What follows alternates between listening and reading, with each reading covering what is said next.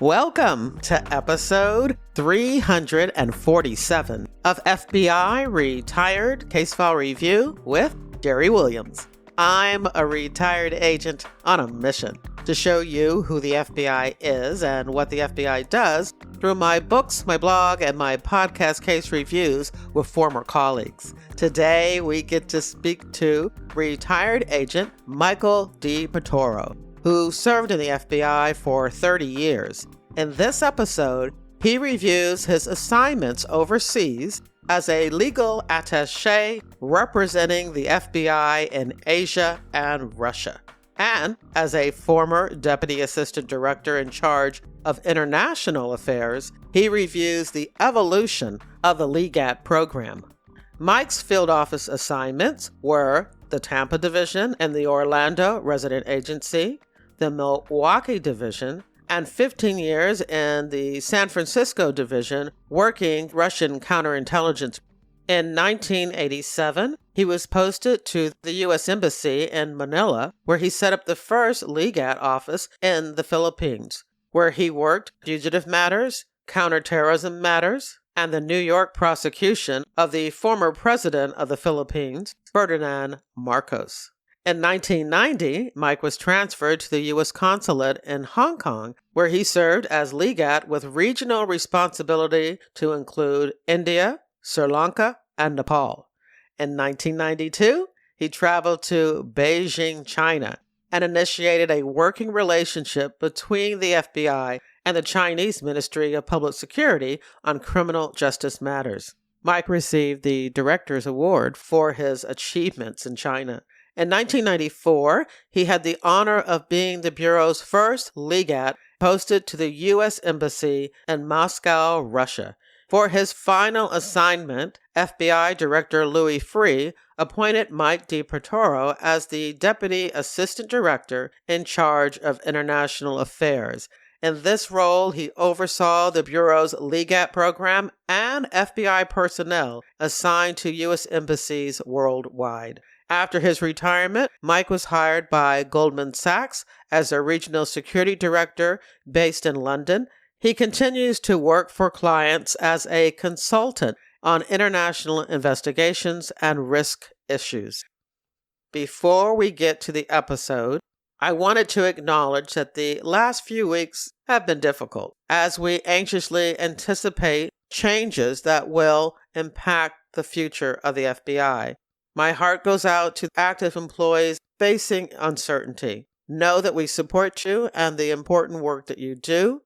I have a lot to say about what's going on, but I want this to be a safe place, free of politics. So tell your friends and family, if they really want to know what the FBI is all about, just listen to the case reviews. I am grateful to have FBI Retired Case File Review. This podcast provides a place for me to continue to serve the FBI. I feel my purpose is to be a voice for the FBI rank and file. A voice, not the voice. So next week on social media and in my March email to reader team members, I'll introduce you to more FBI-focused podcasts hosted by retired FBI agents, sharing stories about FBI cases and law enforcement investigations in general. I want to welcome new listeners in your podcast app's description of this episode. You'll find a link to join my reader team where I talk about crime, fiction, and you can learn all about the FBI in books, TV, and movies. There are also links to where you can buy me a cup of coffee and discover my FBI nonfiction and crime fiction books, available as ebooks and paperbacks wherever books are sold, and audiobooks on Audible and Spotify. Thank you for your support. Now here's the show.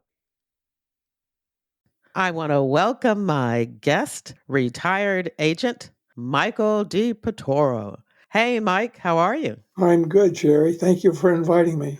I'm glad to have you. I've heard your name so many times because I have done other case reviews about Moscow and the Legat program. I did episode 327 with Jeff Iverson. I did episode 310 with Dennis Cosgrove.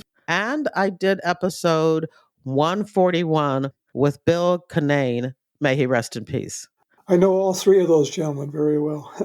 Yes, and that's why your name came up during their episodes. And of course, you and I are going to talk here about the Legat and Moscow and the program and how it began. But we really are going to spend a lot more of our time talking about all the other assignments that you had in different legal attaché offices all over the world. And as a former deputy assistant director in charge of international operations, giving you an opportunity to take us through the evolution of the FBI Legat program. That's great, and I look forward to doing it. All right, so we have a lot to do today. Where would you like to start? Well, how about this? I did 30 years in the FBI, very honored and proud to have done that.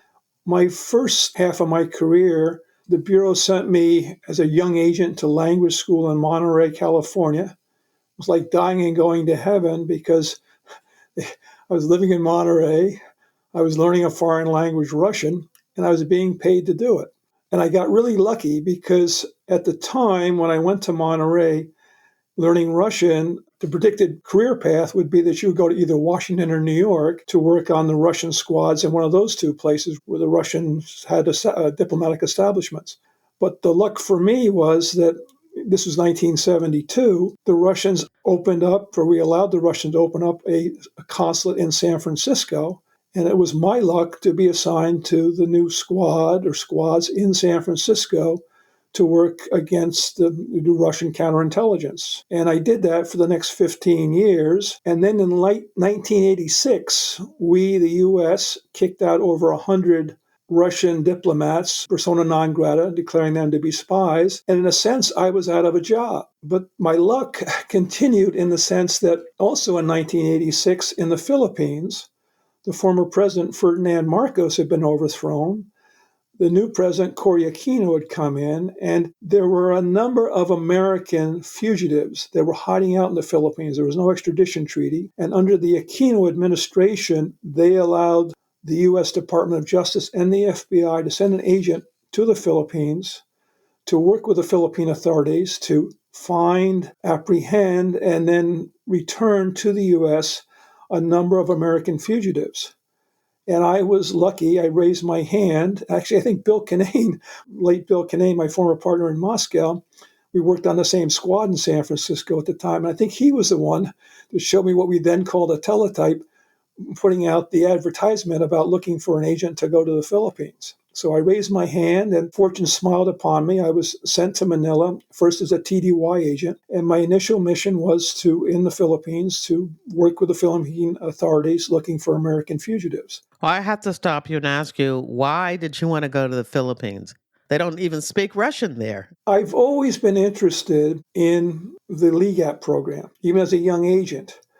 And, most people don't join the FBI to go overseas. I didn't do that, but I've always been interested in the kind of the international aspects of investigations or criminal justice. And so when it came up, it was, it's like, okay, I knew really very little about the Philippines. I wanted to show the Bureau that I could do Legat type work. That makes sense. Yeah. So I went to the Philippines, and I went there first on a TDY. It was going to be up to 6 months. It turned out to be a year and a half. But my mission changed in that period of time, that first 18 months. It went from being a fugitive hunter. We did find and return, I think, over 25, 27 Americans that either go back to the U.S. to either stand trial or go straight to jail, depending on the case. In the fall of 1987, when I was there, we had a U.S. Air Base at Clark, a naval base at Subic. And outside Clark Air Base, I think it was October of 87, a group called the New People's Army. It was a communist insurgent group that was designed to get rid of our bases. They murdered, shot, and killed 3 U.S. airmen and 1 contractor outside the air base. And under U.S. law, our extraterritorial authority, this was a violation of U.S. law, and the FBI had the jurisdiction to investigate. And so my role switched to really kind of being the lead investigator to try to find who did this and bring them to justice. And then in the course of time following that, I think the Bureau was able to show that we really need to have a permanent presence in the Philippines. So it took until the fall of 1988 before we were allowed to open a permanent Legat in Manila. And at the time, when we opened that office, the only Legats that we had in Asia was an office in Tokyo, an office in Hong Kong, which supported me in Manila, and then a Legat down in Canberra. It was a very small FBI presence out in Asia. In the fall of 88, became the permanent Legat in Manila. And then at that point, we had on cases with the former President Marcos, we in New York, Department of Justice, the U.S. Attorney's Office, were prosecuting the former president and his wife Imelda for this giant fraud case involving real estate in New York. And we had the prosecutors, Chuck LaBella, Deborah Livingston, come to Manila, and we went with our Deputy Chief of Mission, Ken Quinn, and we went to see not the president, but her chief of staff, Macarag, because we needed, on behalf of the FBI for this case, we needed witnesses and we needed evidence. And prosecutors presented what they needed to the chief of staff, and within a few minutes he said, Madame President needs to hear this. So we were ushered in to meet President Aquino to present what we needed in the way of witnesses and evidence. And from that point on, my role changed a little bit because she was very receptive to trying to do this. And our goal, in a sense, was if we could prove the case and do the convictions, we would then be able to locate and return millions and millions of dollars to the Philippine government. I worked on that with the help of agents from New York. We had agents come over to the Philippines, and we worked on that Marcos prosecution for the next year and a half. The former president, Marcos, died. The case did go to trial, but Imelda pleaded, I guess, what you would call the housewife defense. She didn't really know what was going on. It did not result in a conviction, even though we had lots of evidence and witnesses. But the other things that I worked on in the Philippines on behalf of the Bureau, maybe two other cases to highlight. One was in April of 89. Going back to Clark Air Base, we had 4 people killed there in 87.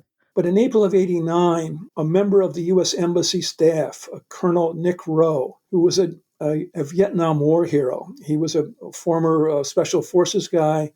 He'd spent 5 years in captivity. He wrote a book about it. He was gunned down, assassinated in Metro Manila on an early morning on his way to work.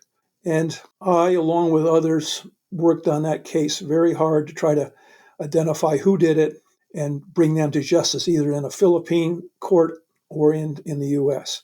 And I had the help of a squad of agents that from Honolulu that they would send and rotate out. And it took us quite a while, but we were able to identify who had done it. And in the Philippine system, there were trials and people were convicted. And then behind that, I worked the next year, another major case, was the kidnapping of a Peace Corps volunteer. And this Peace Corps volunteer, there was I think over 100 Peace Corps volunteers throughout the Philippines. We got intelligence saying that the New People's Army wanted to kidnap one of the volunteers. Well, the Peace Corps director for the Philippines recalled all the volunteers, but one volunteer didn't show up. And so when they called and talked to his wife, they found out, Tim was led away 5 days ago. Tim Swanson led away 5 days ago by a group of the NPA. Well, it took us over 50 days. We got a hostage negotiator in from the San Francisco, Gordy Gibler, another former colleague. But we were able to locate him, and get him returned safely. That was just some of the highlights of the Philippines. But behind all that, opening up a new office, the support we had coming out of Hong Kong, and Hong Kong was like Manila. I was a single agent with one office assistant. In Hong Kong, we had one FBI person, a special agent, and we had one office assistant, a wonderful gal named Bernie Cosby. And I want to just do a quick shout out to Bernie, because not only did she support me in Manila, but she was also supporting Hong Kong. And then behind it, as we stood up Manila, we also opened up a new office in Bangkok in, I think, 1990.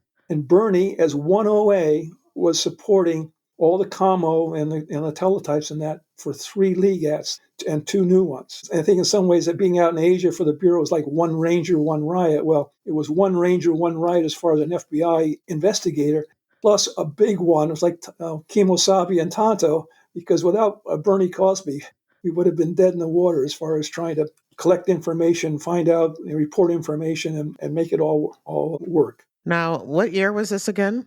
I was in the Philippines from 87 to 1990. And who was the FBI director during this time period? It was William Sessions. Because I was under the impression that it was director Louis Free who really expanded and supported the FBI Legal Attaché program, but he didn't become director until 1993. So there was already legats and offices around the world. How many would you say during this time period? I believe when we opened Manila, or reopened, because Manila had been opened and shut down to move it down to Canberra, but I believe Manila, say in 1988, was the 16th Legat office.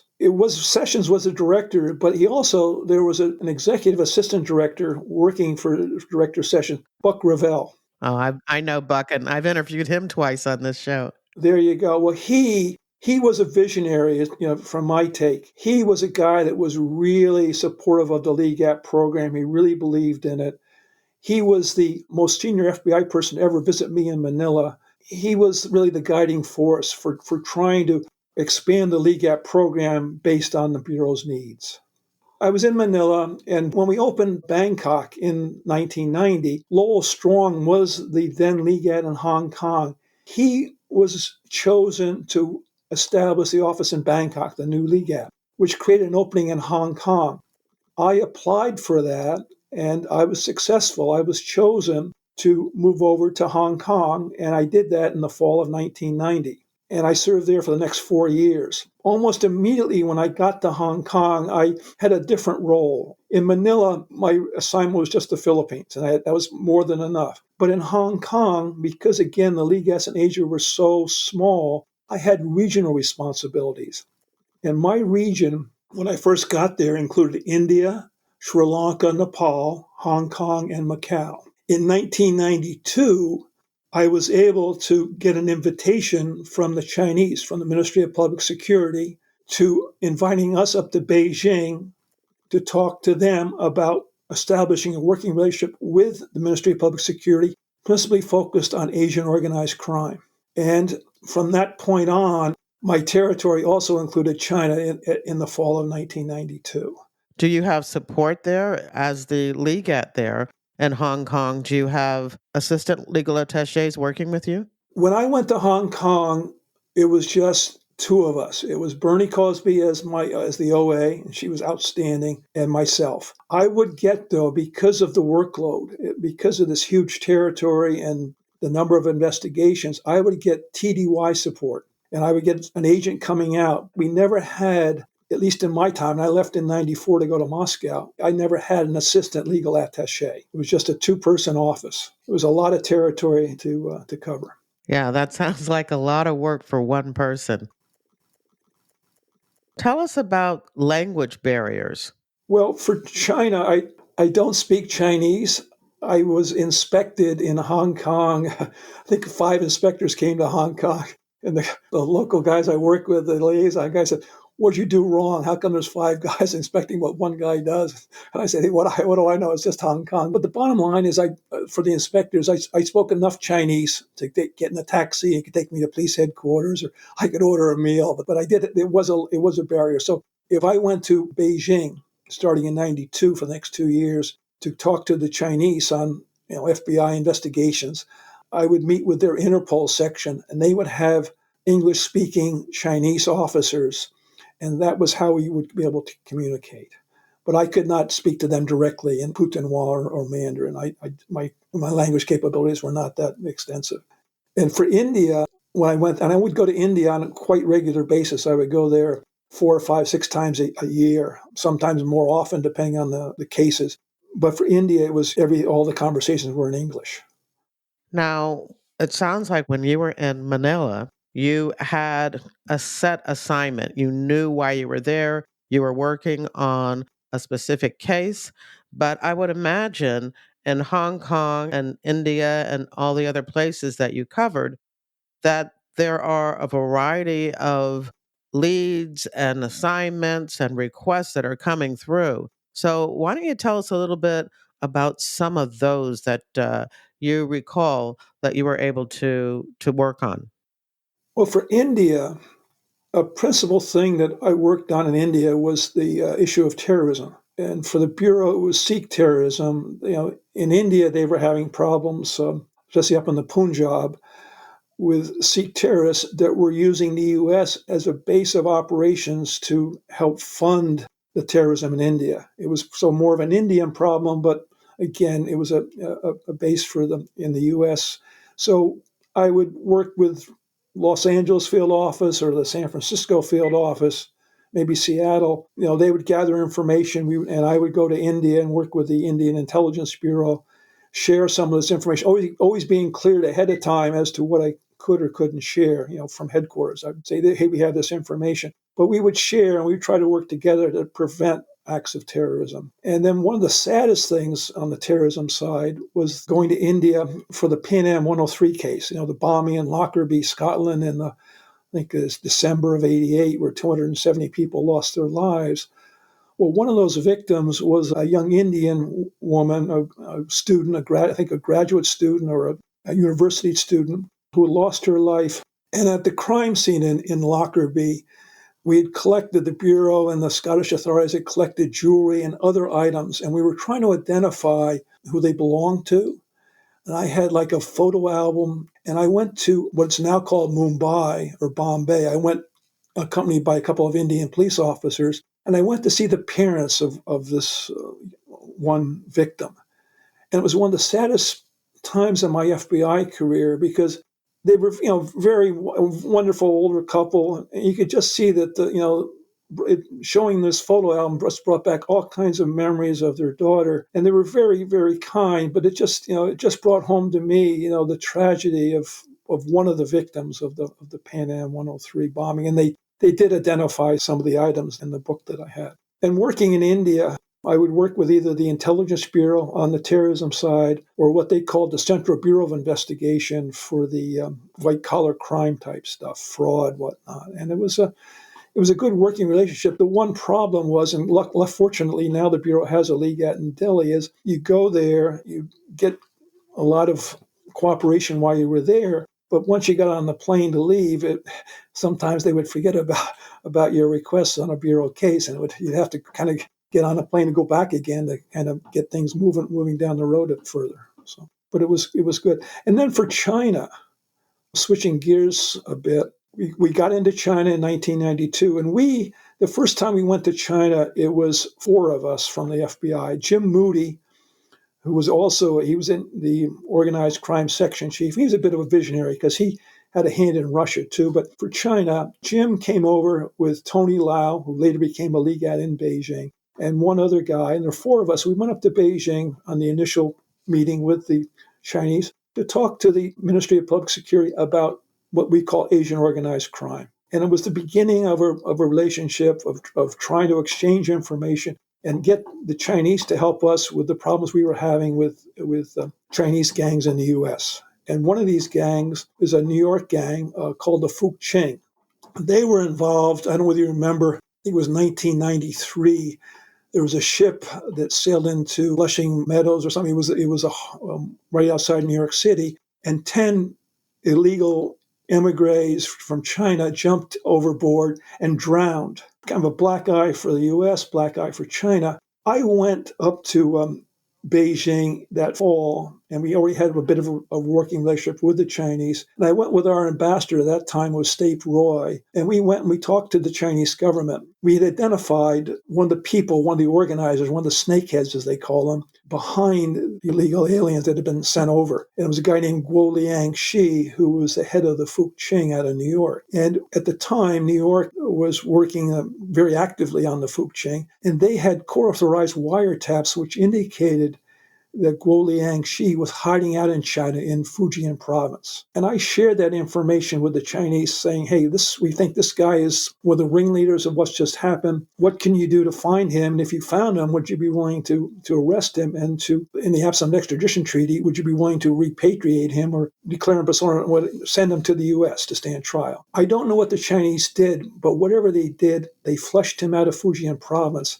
The next thing we knew from the court-authorized wiretaps in New York is that it looked like Guo Liangxi was in Hong Kong. I went to the then Royal Hong Kong Police, to their Deputy Director of Crime, who had an excellent working relationship with them. I gave him the information. We have a couple of good numbers here in Hong Kong. We think this is roughly where he may be. Hong Kong just jumped all over that. They've basically, for us, they found him, they surveilled him while we had an extradition treaty with them. We put together the paperwork, and about a day and a half later, they arrested him for us based on our extradition warrant. And then that next day, within 24 hours, New York took down the rest of the gang, the Fuqing gang in New York. It was just an outstanding piece of international cooperation. For me, as a Legat, whether it was Manila or Hong Kong and then going on to Moscow, being like the coach of a team, and in Hong Kong especially, it's almost like being inside an FBI field office, because I would go and I would talk to the different groups, whether it was white-collar crime, it would be the Commercial Crime Bureau, and I asked them for assistance on FBI cases, and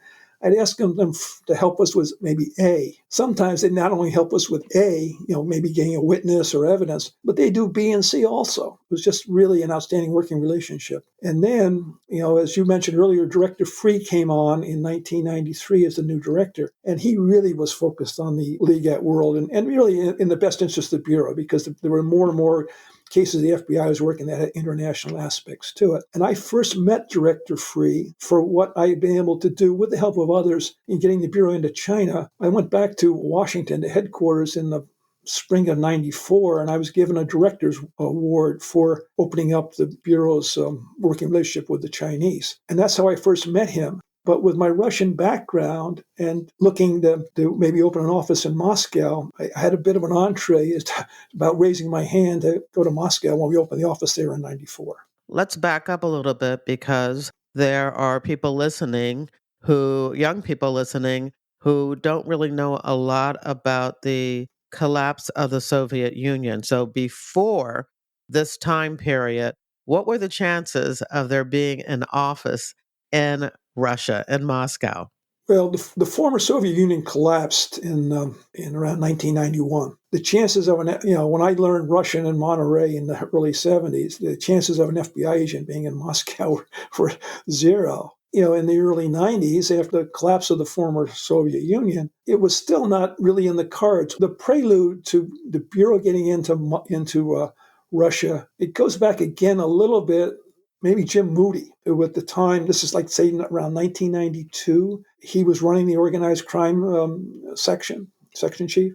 I guess the Bureau was starting to have problems with Russian-speaking criminals in the U.S., especially in Brighton Beach in New York. The Bureau was starting to look, and Jim was kind of in charge of that program, starting to say, hey, we're having a problem with these Russian-speaking criminals. Well, they look like they're coming from Russia. I think a couple of cases, guys would get on an Aeroflot flight from Moscow, come to New York, and kind of like just what happened today in New York City with the killing of the CEO for United Healthcare. But they'd have Russians coming to Brighton Beach, killing somebody, and then getting on a plane and going back to Russia. So the Bureau, starting in 92, was saying, hey, we need to start doing something. To go a little bit further, Louis Freeh comes in 93, starts looking at the Legat program, and really he was very much of a visionary. And then in 94, early 94, the spring of 94, the Bureau invited, and maybe Jim Moody had something to do with it, but Director Free, and then a gentleman named Mikhail Yegorov, who was the first deputy minister of the Russian Ministry of the Interior, their giant police service, and then the head of the German BKA, they came and they testified before Congress. They testified about the growing Russian organized crime problem. And that was kind of the prelude to the Bureau kind of having laid the groundwork to getting an invitation to open an office in Moscow. And then Director Free went on a trip in July of 94, and he was in Moscow July 4th of 94, where an agreement was signed with the Ministry of the Interior, the Russian Ministry of the Interior, to allow the FBI to have an office in Moscow. And that was kind of the entree to the Bureau being there. At the time I was in Hong Kong, I remember, I wasn't on the trip with Director Free. I was up in Beijing, and I got a message from headquarters saying, hey, we know what you're doing in Beijing is important, but Director Free thinks Moscow is really important, and we want you to get on a plane and start making your way to Moscow, which is what I did. And I stopped in San Francisco. Bill Kinane, the late Bill Kinane, he was one of my partners in San Francisco, and he had been chosen to be the ALAP. And we were really partners. So I met Bill in San Francisco. I took a red eye to San Francisco. Bill and I took a red eye to Washington. We go to headquarters, and within a half hour, the two of us look at I think we'd shaved, that was about it. But we were in meeting Director Free to get kind of our marching orders about working in Russia. Then we went on. We went to New York. It's a true story. We went to New York. We met a gentleman named Les McNulty, the late Les McNulty. And Les was working Russian organized crime on the squad headed by Ray Kerr. And Les had a cardboard box. And at the time, I think the FBI had about 30 case files or investigations, Russian-related, that they were working, which had some kind of a link to Moscow or to Russia. And Les joined Bill and I, and we all got on a plane. We flew to Moscow. And that was the beginning of the FBI presence on the ground in Russia in the fall of 1994. Wow, it sounds like that was done so quickly. I guess Louis Freeh didn't want to give the Russians a chance to change their minds. I think that was part of it. It was really maybe like strike while the iron is hot. And also, it was really in the interest of the Bureau. We were having problems with Russian-speaking criminals in the U.S. Actually, not just the U.S. There were problems in Germany and other places. And it was like, hey, let's get in there, and the Russians are welcoming this. They're looking, they want to work with us. Let's do it. And we did. And it was quite the experience. And from the day that Bill and I sat down in Moscow, it was quite something. And when I went there, I had the honor and privilege of opening Manila. So I had an idea of what it was like to open a Legat office, the admin part of it, getting housing for people, maybe cars, finding an office inside the embassy. That wasn't always easy. But I had that idea. And I also knew, the other part of my job, I thought in Moscow with Bill, was creating liaison relationships. Our initial partners were the Ministry of the Interior. And actually, within that group, it was a small hand-picked group of detectives within the Organized Crime Control Department, about 15 of them, that Bill and I were working with. And that whole thing grew. But I knew the second part was really that liaison relationships, which eventually grew to not just the MVD, but also the FSB, the former second chief director of the KGB, to work with them on the terrorism side of things. And also their version of the Department of Justice is the Procurator General's Office, what they call the PGO. When I left in 1997, we had a relationship right up to the top of the Procurator General's office. And we grew these relationships. But the third piece of what we were doing in Russia was something I had not anticipated. And that was the training, the international law enforcement cooperation. There was an act called the Freedom Support Act that was passed by Congress and with lots of money involved. It was designed to promote democracy and economic reform throughout the former Soviet Union. And a part of that was the police training. The Bureau had what we called an international cooperation unit. And in the 3 years that I was in Moscow, we did, I think, 49 or 50 one-week training seminars all over Russia, from Moscow all the way out to the Russian Far East, Khabarovsk and Vladivostok. And what it was a chance to, the Russians are very proud people, so we weren't training them, but we were definitely exchanging information as to how to do computer crime investigations or white-collar crime investigations. One of the most popular courses was street survival. And that was a program the Bureau put on in cooperation with the NYPD. We had them in Moscow, the training was. And it was basically,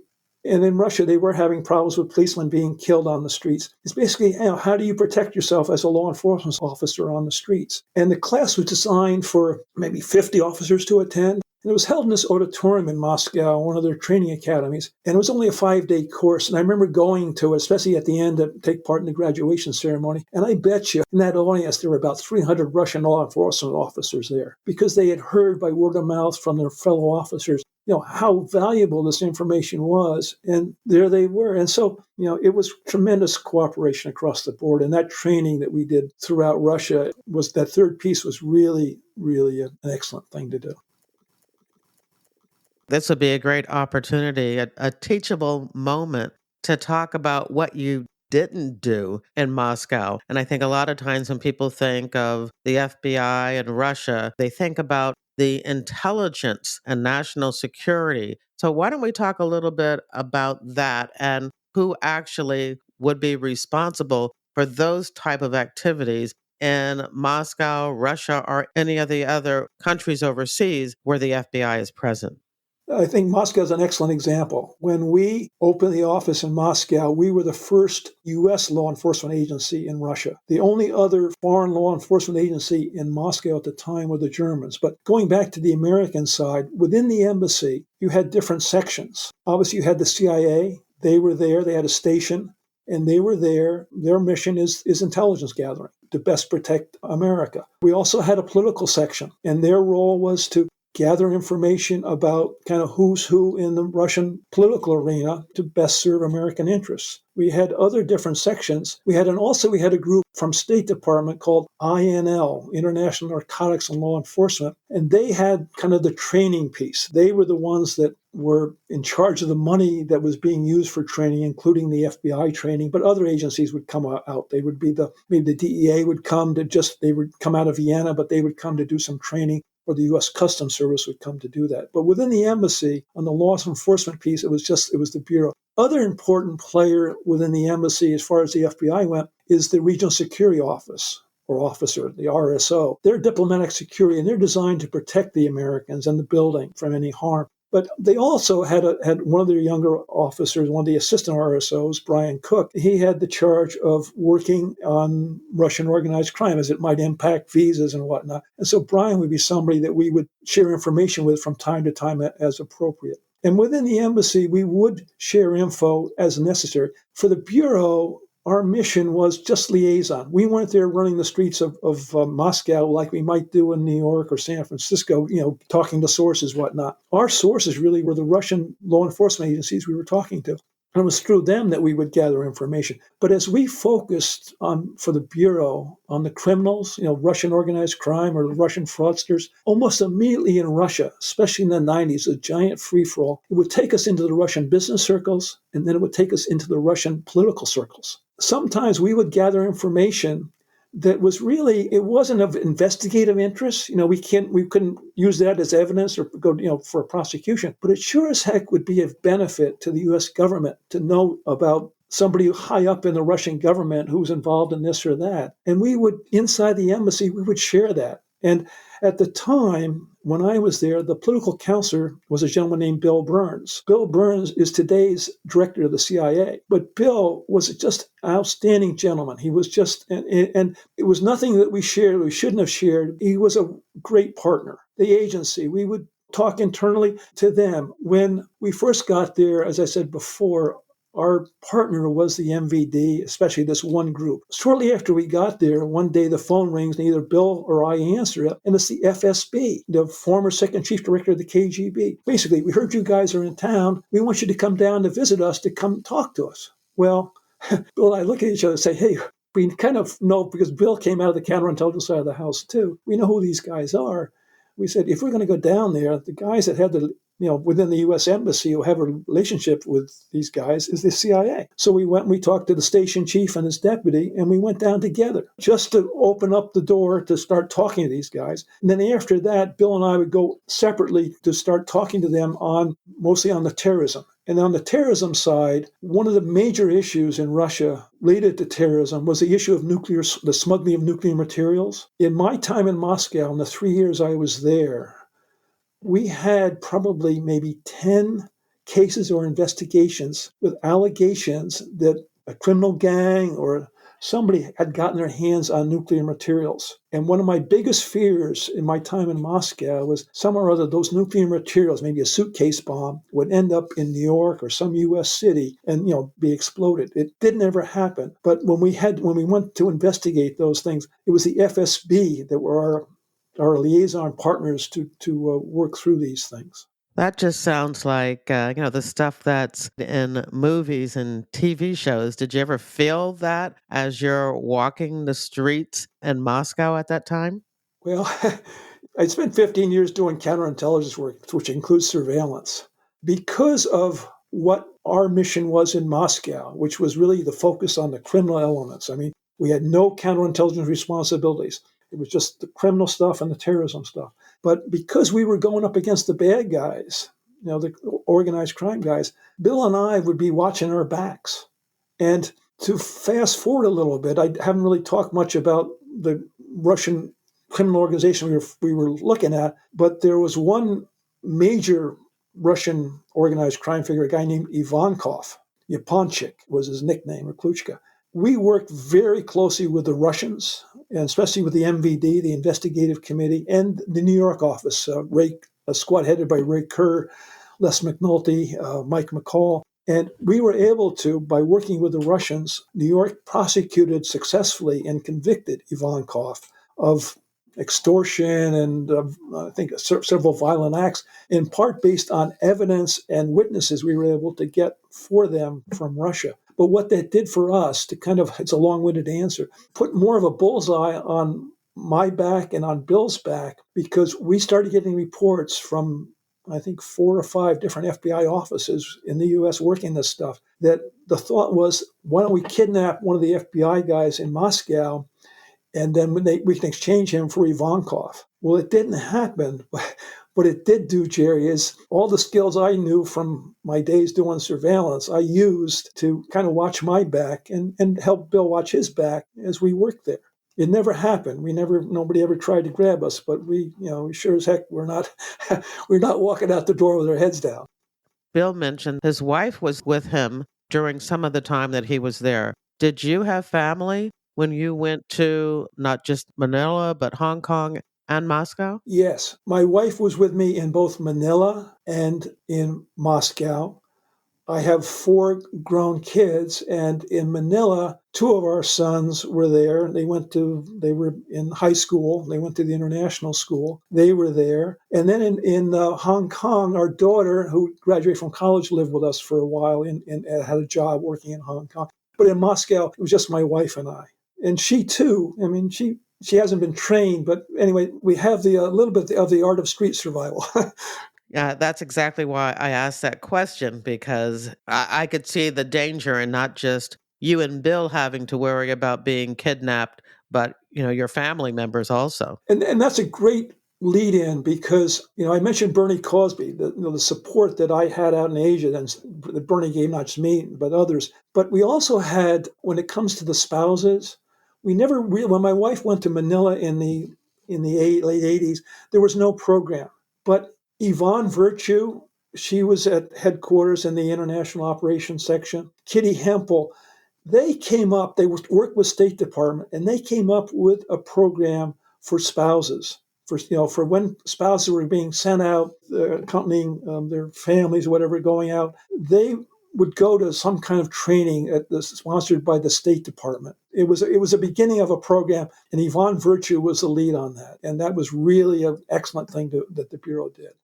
Next, maybe I would talk a little bit more about Moscow and working with the Russian services. I mentioned our principal partner was in the MVD, was the Organized Crime Control Department, like 15 or so hand-picked detectives. And, we went there with maybe 30 FBI files. When I left in 97, we had 6 or 7 file cabinets, and we had over 300 investigations that the FBI was conducting that had some kind of a Russian aspect to them. As we worked, we went from working in 94 principally with the New York office. We then started working with the office in Philadelphia on YBM Magnex. We worked with Miami, Bobby Levinson. He was excellent on gathering source information. We worked with Los Angeles. We worked with San Francisco. Dennis Cosgrove talked about Golden Ada. It just kept growing. At that time, in the mid-90s, we had excellent cooperation from the Russian MVD. And it went from the Organized Crime Control Department. The next group that popped up on our screen was yet another phone call in the fall of 1994 from a guy named Colonel Victor Giroff. Dennis Cosgrove mentioned him, from the Economic Crime Control Department. And he said, hey, I'm working on a case. I want to talk to you guys. So Bill and I go down to the MVD headquarters. He met Giroff and a couple of his associates. He lays out for us this case he's working on these diamonds, these brillianti, as they call them. We finally were able to put one and one together or two and two together. Dennis Cosgrove and Joe Davidson in San Francisco matched up Giroff with Dennis and Joe so that they could work together on the Golden Ada case, which Dennis talked about earlier on one of your podcasts.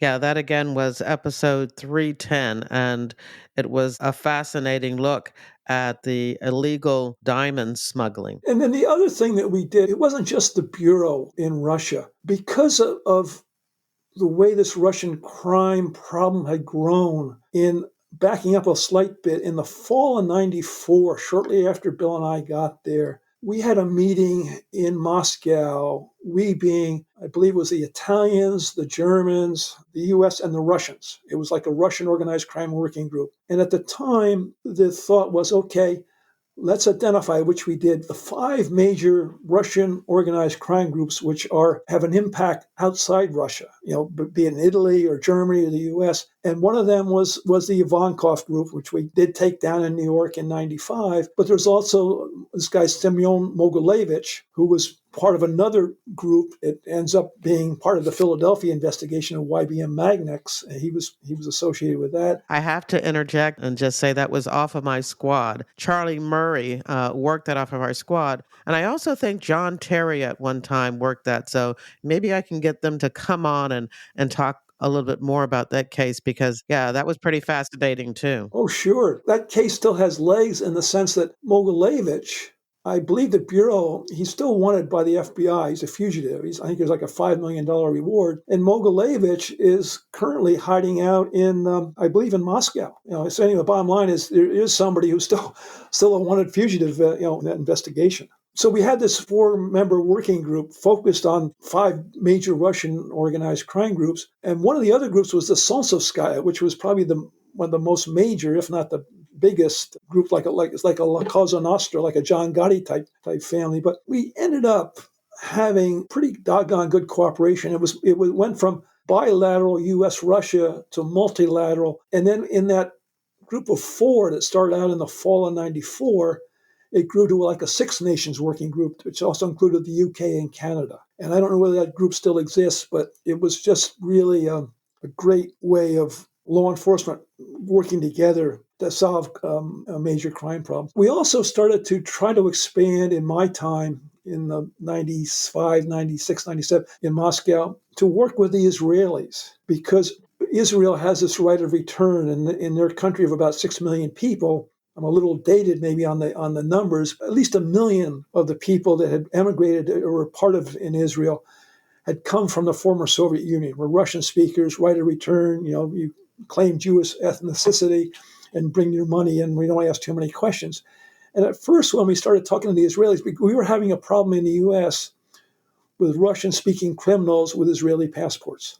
And when we first talked to the Israelis, say 96 or so, I went from Moscow there to Tel Aviv. The Israelis say, no, that's your problem, nothing to do with us. Well, within a couple of years, it became their problem too. And they ended up, I think in 98 or 99, assigning an Israeli police general to Washington just to work more closely with the Bureau on this stuff. What issues were concerning to the Israelis? If you really look at a big picture, it was some of these people had come in at fairly senior levels and were influencing their political parties and were also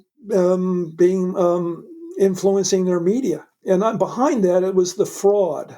We talk about Russian organized crime, but it was fraudsters, major fraud. It was is a major thing for the investigations I was involved in involving Russia. Now, I can't remember who it was, whether it was Bill Kinane or Dennis Cosgrove, but one of them mentioned that while they were assigned to the Legat in Moscow, that they met and occasionally, had meetings in which Putin was present. Did you have an opportunity to meet Putin? Just one time, I think it was in 1997 or something. or 8. For a relatively short period of time, he was the head of the FSB. And what would normally happen once we started doing a working relationship with him or a liaison relationship with him, it would be the two of us. It would be, at first it was Bill and myself going to meet with them. And then Bill left in late 96 and Dennis Cosgrove replaced Bill. So then it would be Dennis and myself. And we would go, and usually it'd be the two of us, and we'd sit down with them at their headquarters and talk about cases with at least two of their officers, sometimes three. But sometimes if we had a visiting U.S. delegation or we had a major case, such as maybe the embassy had been attacked, we would then get a chance to meet with the top guy in the FSB. And like I say, Putin was the top guy in the FSB for about a year in 97, 98.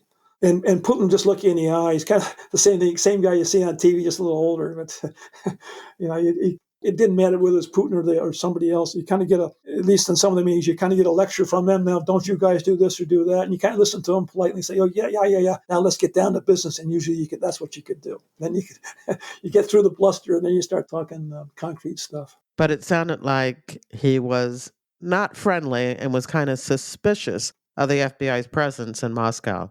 If you think about it, it wasn't just Putin. 70 years of the communists, you got the Cold War. The FBI in Russian eyes is what they call Spetssluzhba. And even if you retire, you're still Spetssluzhba, which means to them special services, because that's how they do it. Even if you're retired from the old KGB or the FSB, as far as they're concerned, you're still, maybe not on the active roles, but you're still part of that service, and you're still kind of looked upon as a patriot who might do whatever it takes to help that service.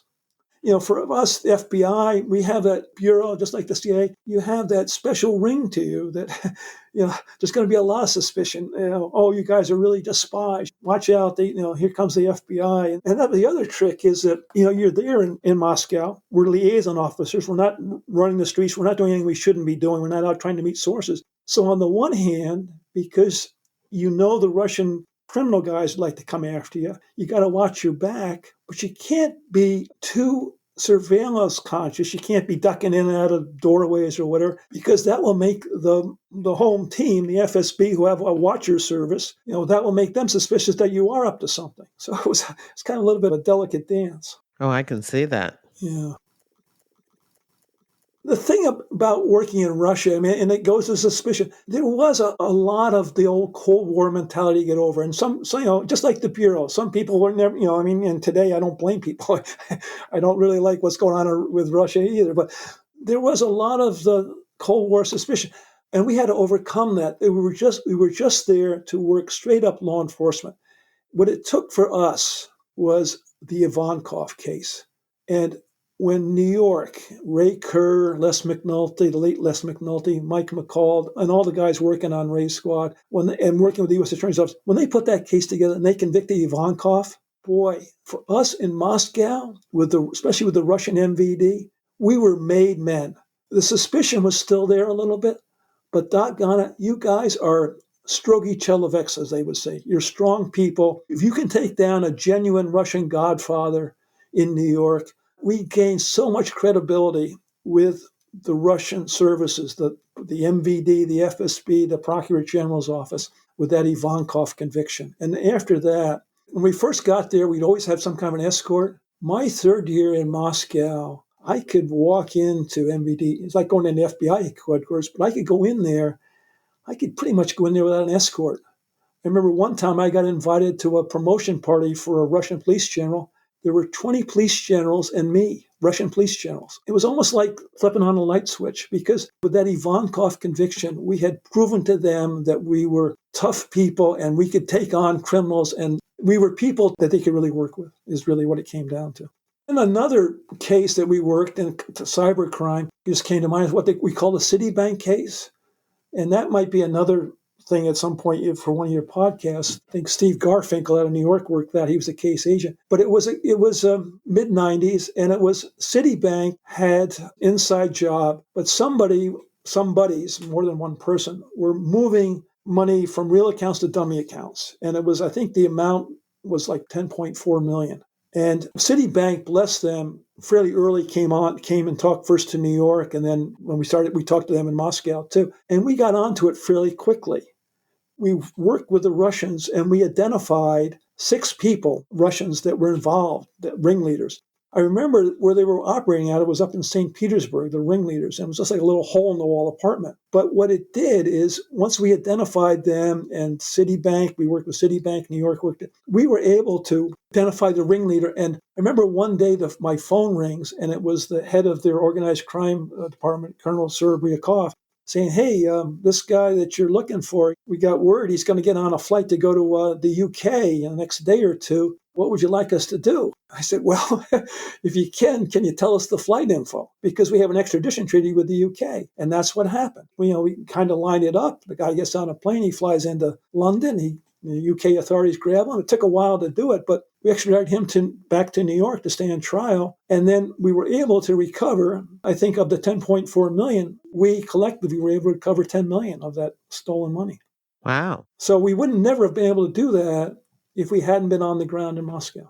And that right there kind of sums up the importance of the program. So after you left Moscow, is that when you were given the promotion to Deputy Assistant Director in charge of international operations? Yes.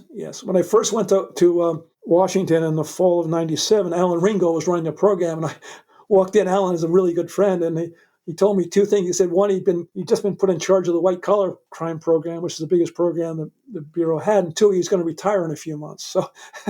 And I said to myself, "What? Hey, Alan, you're part of the reason I came back here." But anyway, Louis Freeh then promoted me, and I had to laugh with the director. I said, "But sir, you're making me a deputy assistant director." I said, "Sir, I've never even been a supervisor." He laughed. He said, "Well, neither was I, so that's okay."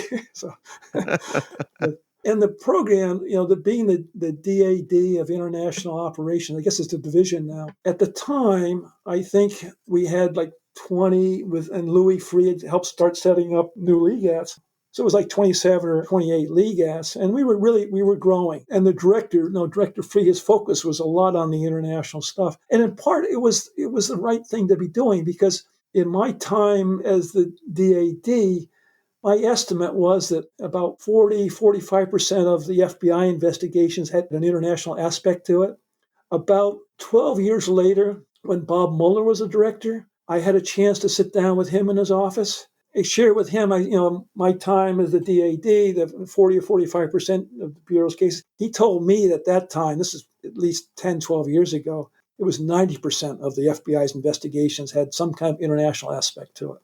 And I don't know what today's FBI is like. I don't know what the number's gone up or down. But the bottom line is that it's really in the interest of the FBI to have people in Legats all over the world. And that's why I think in today's FBI, there's I believe 63 offices or sub-offices all over the place, which is the way it should be. Now, of course, you've reviewed some cases that gives us a good understanding of the purpose of the FBI being in these overseas offices. But is there a way for you to kind of sum up why it's necessary, the importance of it, and what the FBI and those other countries get out of this legal attaché program? Well, I think, obviously the FBI is a U.S. law enforcement agency, and we, the FBI, are overseas on behalf of the U.S., protecting American citizens, trying to solve U.S. related crimes. It's kind of like, in some ways, going back to the days of Bonnie and Clyde, you rob a bank in one state and flee across state lines. And so they passed laws to do that. And in today's world, crime has just, especially with the internet and the cyber stuff, crime has truly gone international. And for the Bureau, to me, the premier U.S. law enforcement agency, to be able to do its job, it needs to have a selective number, a small number of people in overseas offices so that they can help the domestic offices, field agents, do their job and do their job as best they can. And at the end of the day, to serve the American people. The last thing I'd say, one case that still really sticks in my mind when I was a DAD was the East Africa embassy bombings. The bombings of our embassy in Nairobi and Tanzania. And I just remember it was before we set up what's now the new SIOC, we had the old SIOC, meeting in the morning with the director and sometimes the attorney general. And I remember the Bureau's response. We'd send at least 500 agents out with the permission of the host countries to do the investigation. And it was just wonderful, wonderful stuff. But for me, a small piece of it was one of the victims at the embassy in Nairobi was a woman named Prabi Cavalier. She was a young State Department officer I had worked with in Manila, along with her husband, Howard. She was killed along with others in Nairobi.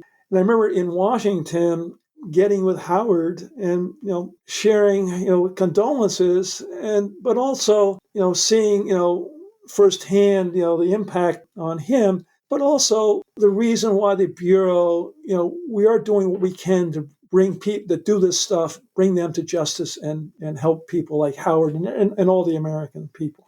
You were an agent who had opportunities most of us only dreamed of. So, I know you look back on your time in the FBI fondly. Oh, absolutely. Wherever I went, India, China, Russia, Philippines, I went all over Asia. Bottom line is the FBI was looked upon with such respect. We were there, and I'm sure today's men and women are the same way. We just do things straight up. It's rule of law. We try to be fair and impartial to everybody.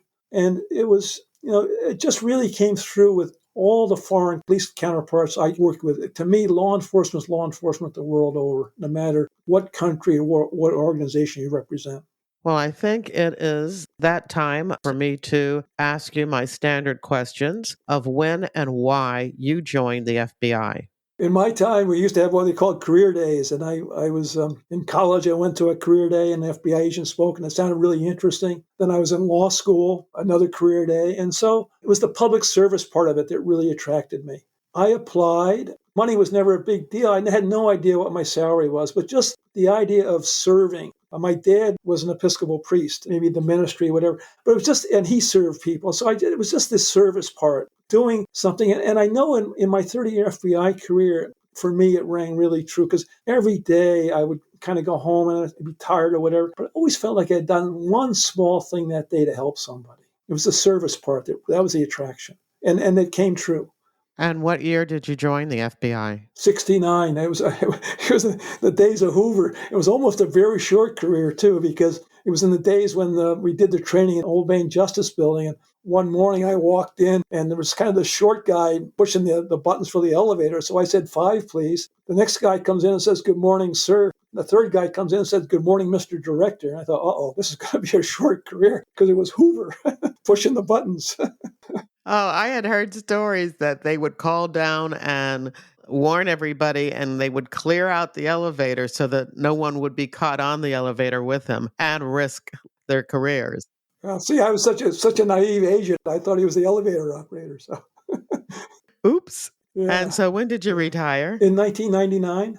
When you retired, what did you do post FBI career? I hope you found a position where you were able to use all of the skills and experiences that you gained during your FBI career. I wasn't looking to retire. I had this wonderful job, international operations. I'm working with a director, Louis Freeh, that I really like and respect and really focused on the international aspects. By chance, I got a call from Goldman Sachs in New York. And they had just hired a former bureau agent, John Lewis, who had been the assistant director in the National Security Division, to be the global security director. And so John invited me up to New York to interview for a position that they were looking for somebody for Asia, because I had 8 years out in Asia, to be the regional security director. I went to New York, I interviewed, I took leave, and by chance, when I interviewed, the guy that was the chief of staff for Goldman's London operation was there. And he was like an on-schedule interview, and I went in and talked to him after a full day of other interviews. I got a lot of questions about what I'd done in Moscow. And so I thought, okay, fine. I shared what I could, went back to Washington. And then about a week and a half later, John Lewis called me and said, hey, Goldman really likes what you've done out in Moscow. What would you think if we offered you a job in London as opposed to a job in Asia? And I said, well, let me check with my wife because she's much smarter than I am. And she kind of looked at me and said, hey, we've already been to Hong Kong. We've already lived in Asia. London, let's do London. So they offered me a position in London as the regional security director. I went in and told the director Free what would happen. I wasn't looking to leave, but I knew that job with Goldman, a little bit like being on the merry-go-round and grabbing the brass ring, if they still ever do that. And I just thought I won't get a chance like this again. And so I opted to leave. It was excellent. I mean, for me, it was a really nice transition. I was in London, though, when 9/11 happened. And I was only been out of the bureau maybe 2 years at most. And I knew the guys working 9/11, Mike Rollins and others. And I had conversations with them about going back into the bureau and helping. If it worked out, I would have worked in London and maybe in Germany. But it didn't work out because they didn't have a way to bring back annuitants at that point. And Goldman would have let me do it. I mean, I would have taken a leave of absence or something. But anyway, the bottom line is it didn't work out. But for me, post-bureau, I'm always true blue bureau. It was a great transition out because I got to work with like the bureau, a really good organization. And I went from just regional security director to also doing a lot of work, which I even still do today, on due diligence, kind of risk analysis. If like a Goldman Sachs is looking to bring some rich guy on, maybe a rich Russian, what's their background? And if we have a relationship with them, what's it going to look like on the front page of the Wall Street Journal or the Financial Times? So I was able to use my bureau experience in the private sector, and I still have a little consultancy doing this kind of stuff. Every day I use my bureau experiences when I do this stuff. I like to give my guest the last word. So, what would you like to say? Core values. Going back to Louis Freeh, he had he sent out a message to all the field about the core values. And for me, the last word would be, hey, today's FBI, you fine men and women, just keep sticking to your core values. It's just, the obedience to the Constitution, respect, fidelity, all that stuff. The core values, keep them with you. And I'm really proud of having served in the FBI, but I'm also really proud of today's men and women in the FBI. Just keep up doing the great job you're doing. And that's the end of the interview. In your podcast app's description of this episode, you'll find a link to the show notes at jerrywilliams.com, where you'll find photos of retired agent Mike di Pretoro and images from his assignments around the world. There are also links to more FBI Retired Case File Review episodes featuring the FBI in Russia and other overseas assignments. I hope you enjoyed the interview and that you'll share it with your friends, family, and associates. You can show me just how much you liked it by buying me a coffee. There's a link in your podcast app's description of this episode, or you can visit jerrywilliams.com and tap on the little coffee cup icon in the bottom right-hand corner of my website. Don't forget to follow FBI Retired Case File Review on your favorite podcast app. Now, this podcast is all about true crime, but if you're also interested in crime fiction, once a month via my reader team email, I keep you up to date on the FBI and books, TV, and movies. When you join my reader team, you get access to my FBI reading resource, a colorful list of more than 70 books about the FBI written by FBI agents who have been guests on this podcast. There's nonfiction, crime fiction, true crime, and memoirs. You'll also get my FBI reality checklist, where I debunk 20 cliches about the FBI and receive news about what I'm up to and about my FBI nonfiction and crime fiction books. I want to thank you for listening to the very end. I hope you come back for another episode of FBI Retired Case File Review with Jerry Williams. Thank you.